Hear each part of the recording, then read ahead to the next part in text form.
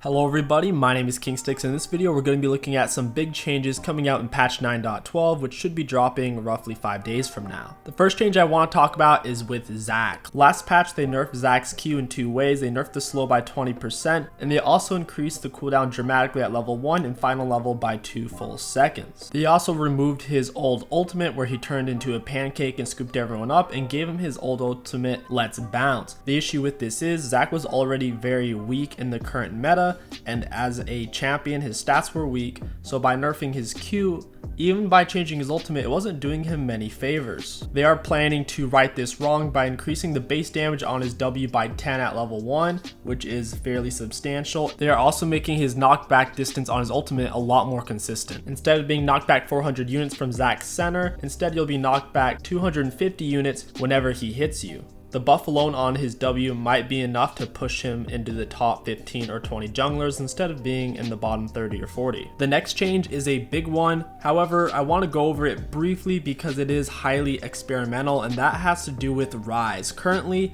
he's terrible if you pick him in low or mid elo. He takes too long to scale and he's relatively difficult to play. The issue is in higher elo, whenever people don't die as much from ganks and he gets to scale for free, he's extremely difficult to deal with. He has so much damage with his speed up, massive shield from Irelia's, and a potential hourglass. There's no real way to kill him. Riot is looking into a variety of changes. They haven't quite made up their mind, but this is one of the main ones they're looking at here. It is overall a mid and late game nerf, and it seems to be a slight early game buff in certain ways. There are also Wukong changes in the works. They are highly experimental though. They do want to change him up though, and there are also some Malphite changes which are also experimental, so we're not going to be going over those. We're going to stick to changes that have over a 90% likelihood of going through. The next change we're going to be looking at is with Irelia. They're looking to nerf her E by lowering its range, and they also plan on raising its initial cooldown by 4 seconds and its final cooldown by 2 seconds. This is fairly substantial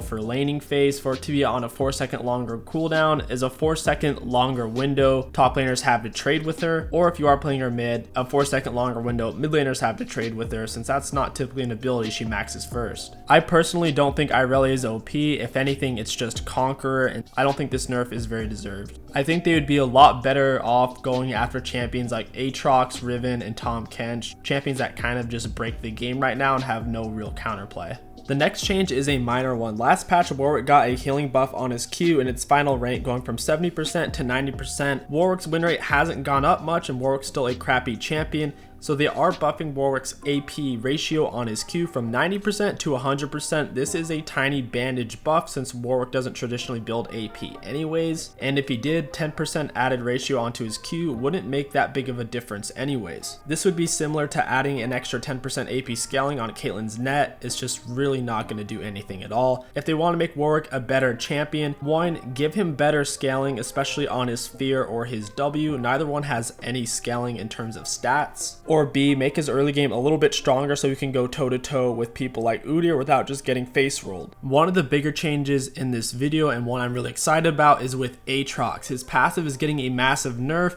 Instead of being on a 15-second cooldown at level 1, it's going to be on a 24-second cooldown. And in the later game, it will be on a slightly shorter cooldown at 12 seconds, but going from 15 seconds to 24 is huge in the early game. Not only that, but they are nerfing his ultimate substantially by changing the healing bonus from all incoming healing to self-healing only. So if he has a Soraka, a healer, or even if his AD carry just presses heal on him, it will be substantially less health. These changes will probably be enough to knock Aatrox out of the number 1 spot for top lane. He'll still probably be in the top 10 spot, but this will be a great change. I'm excited. The next change is Ashe. She's getting a very large buff on her W. The cooldown is being reduced by 1 second at level 1 and 1 second at final rank, going from 5 seconds to 4 seconds. This is actually really huge. Ashe can usually pretty easily get 40% cooldown in her builds. Once she does get that 40% cooldown, this will change the cooldown from being 3 seconds in the late game to being just 2.4 seconds. It doesn't seem like a lot, but trying to get through those Ashe volleys in a team fight is really annoying. Next up is Nautilus. He's extremely powerful in the support meta right now,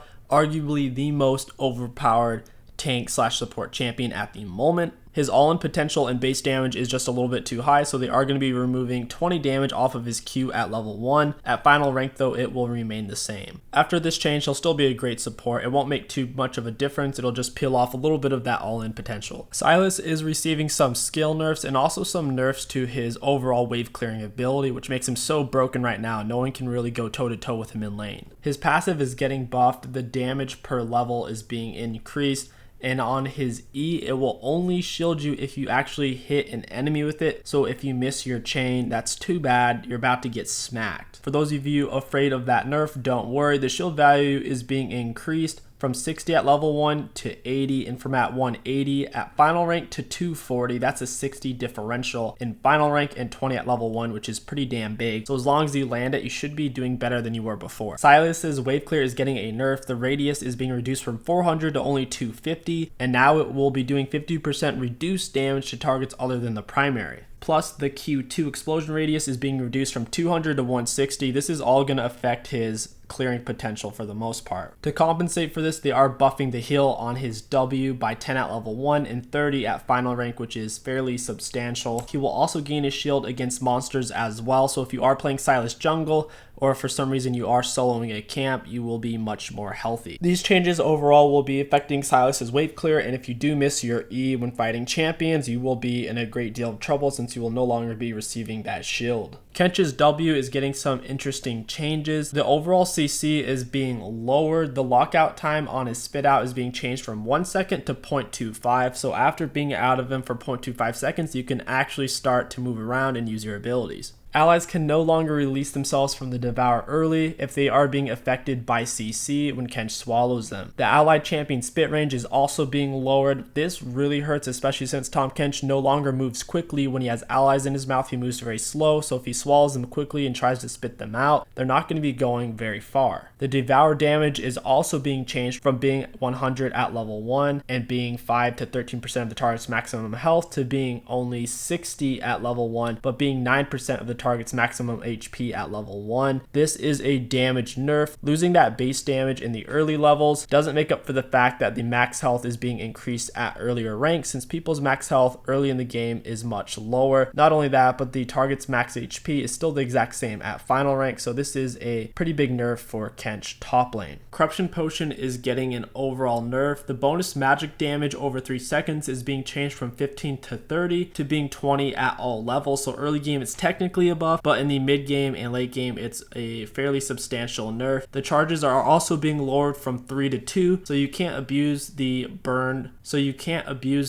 duration quite as hard since you have one less charge. To compensate, they are increasing the duration from 12 seconds to 15 seconds. That still doesn't make up the fact for only having 2 charges. Plus, you're not going to be getting the healing quite as fast since it is going from 12 seconds to 15 seconds. So if you're using it in a pinch, you're going to be getting the healing essentially 3 seconds slower. Your overall healing is going to be getting decreased by 75, and your overall mana will be staying the same. These nerfs to Corruption Potion won't make it unusable. It'll just put it back in line with the Dorn's items as a starting item. With the recent Janna buffs and incoming Karma buffs, Lulu is getting a buff on her shield. It is being increased by 10 at all ranks, and her mana cost is being lowered by 20 at the final rank. This is a very minor buff. It won't really mean anything. It's just going to help keep her in line with the other shielding champions. Speaking of shielding champions, right now Karma is by far one of the weakest, especially with the introduction of Yuumi. There's just no way for her to keep up. Her Q in her flame slow potency is being increased by 10%, going from 25% to 35%, which is a solid buff, and her E's movement speed duration is being increased from 1.5 seconds to 2.5 seconds, and the mana cost is being lowered from 60 at rank 1 all the way down to 50. These are some really cool buffs that Karma mains can be excited about. I will say that the E buff does look very substantial, but in reality it's actually not that significant,